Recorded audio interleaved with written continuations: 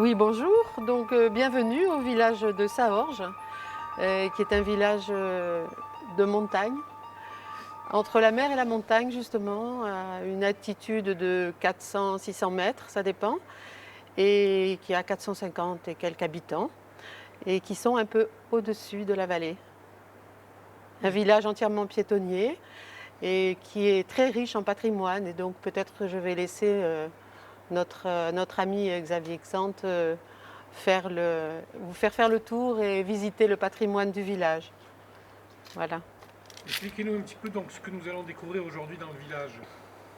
Eh bien, nous allons pouvoir visiter tout ce village avec de nombreux monuments, notamment pas mal de monuments religieux. Nous sommes ici dans la partie la plus ancienne du village de Saorge et on peut remarquer qu'on trouve des rues obscures, comme à Villefranche par exemple, et Saorge étant une place forte, ces rues sont souvent sinueuses pour pouvoir voir l'ennemi qui est arrivé dans le village éventuellement.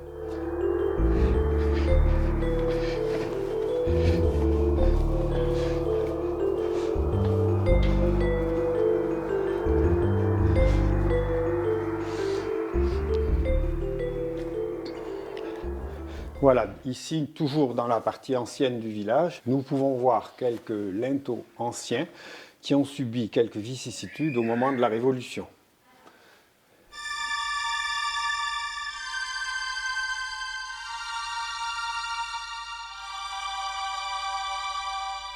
Bon, là, donc ça, c'était des vieilles maisons patriciennes.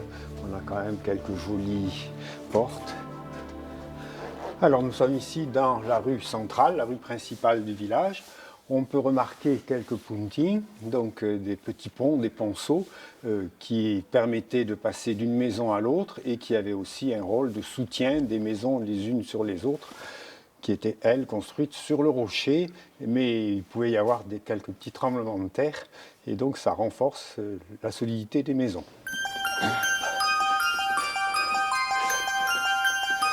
Voilà, à la grande époque, donc au XVIIIe siècle, il y avait 4000 habitants à Saorge, le village comprenant aussi bien Fontan et les hameaux de Bergues.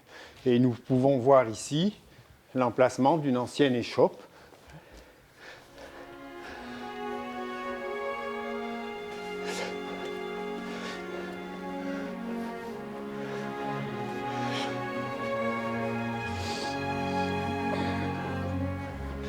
Alors nous quittons ici la partie la plus ancienne du village. Nous arrivons dans la partie qui a été construite à partir du XVIe siècle. Et se trouvait juste ici un des deux fours banaux, des deux fours communaux. Alors ça, c'est des plaques qui ont été mises il y a quelques années et qui sont écrites en saorgien.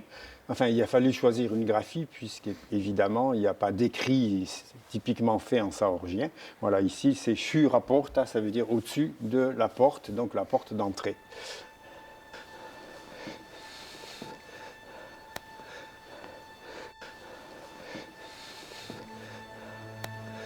Voilà, nous sommes dans la chapelle Saint-Claude. Il existait 3 chapelles de pénitents à Saorge. Les pénitents rouges, qui étaient dédiés à Saint-Sébastien. Les pénitents blancs, dédiés à Saint-Jacques. Et ici, les pénitents noirs, dédiés à Saint-Claude, et qui étaient transformés en bibliothèque municipale.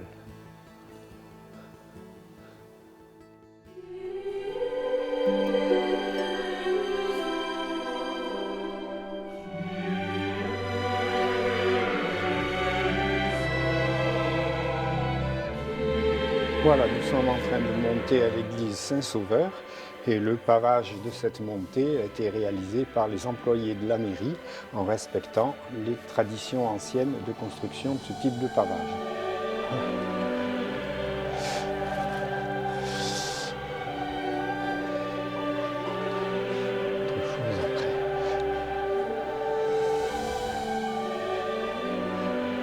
Alors, nous sommes ici dans l'église Saint-Sauveur, qui date du début du XVIe siècle, puisque en 1465, le village a brûlé entièrement et donc il a fallu reconstruire l'église. Et elle a été baroquisée au XVIIe siècle, XVIIIe siècle. Le maître-autel est particulièrement intéressant puisque c'est le seul en vrai marbre de toute la vallée. Il date de 1732 et c'est un travail qui a été fait en Ligurie tout à fait remarquable. Une vue du village à l'époque. Saint-Antoine, ermite. Donc l'ange tient une paire de tenailles qui est l'emblème de Saint-Éloi. Ancien tabernacle qui est Renaissance, voilà, ça peut être intéressant. Qui est daté ici de 1500. Alors, voilà, 1538.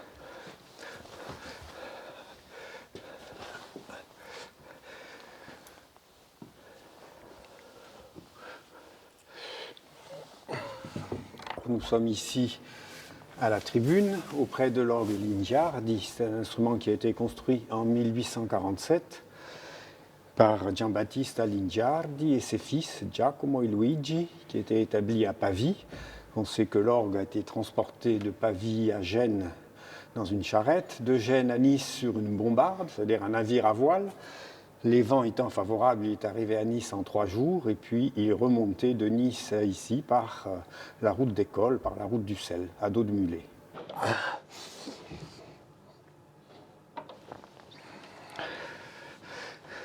Alors.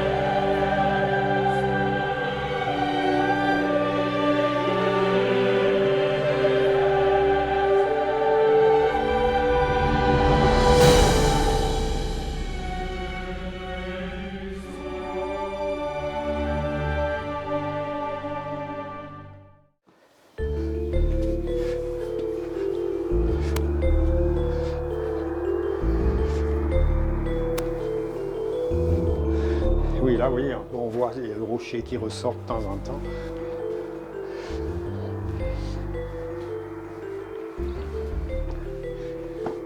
Bon, il y a plein de vieilles portes.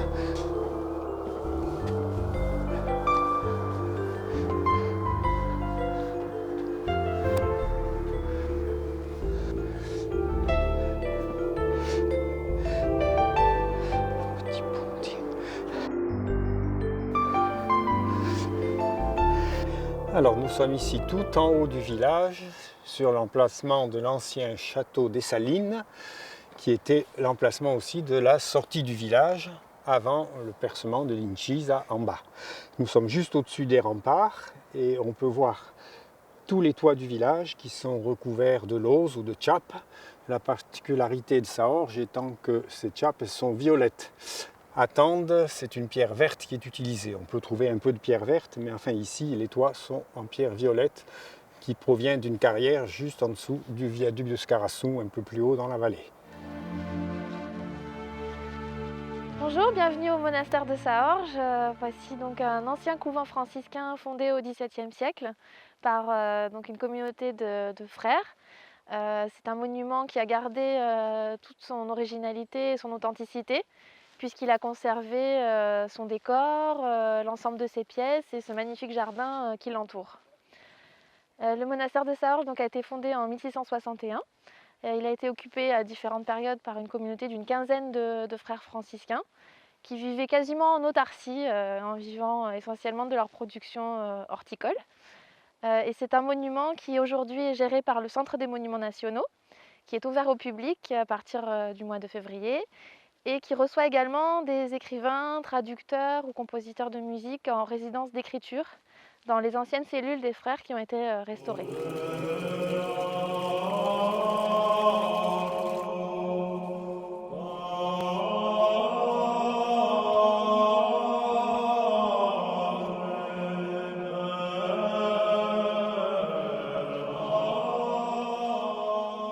Ici, nous sommes dans l'église Notre-Dame des Miracles, donc l'église du monastère, qui a conservé l'ensemble de son décor et de ses magnifiques boiseries, à la fois sur le maître-autel qui se trouve derrière moi et sur les chapelles latérales qui comportent chacune un petit retable avec ces fameuses colonnes torses qui sont typiques de l'époque baroque. On retrouve aussi d'autres éléments caractéristiques de cette époque qui sont ces petits anges que vous pouvez apercevoir, ces petits chérubins. Donc, certains sont des anges musiciens, on les voit avec leur trompette en haut du maître-autel. D'autres sont simplement autour de la figure de Dieu le Père qui trône au centre du maître-autel.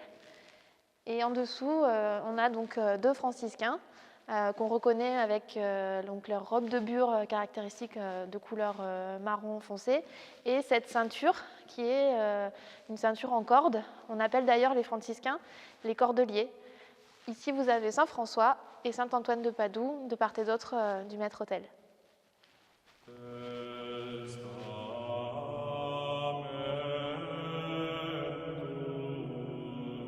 Donc le monastère de Saorge, vous pouvez le visiter de février à fin octobre.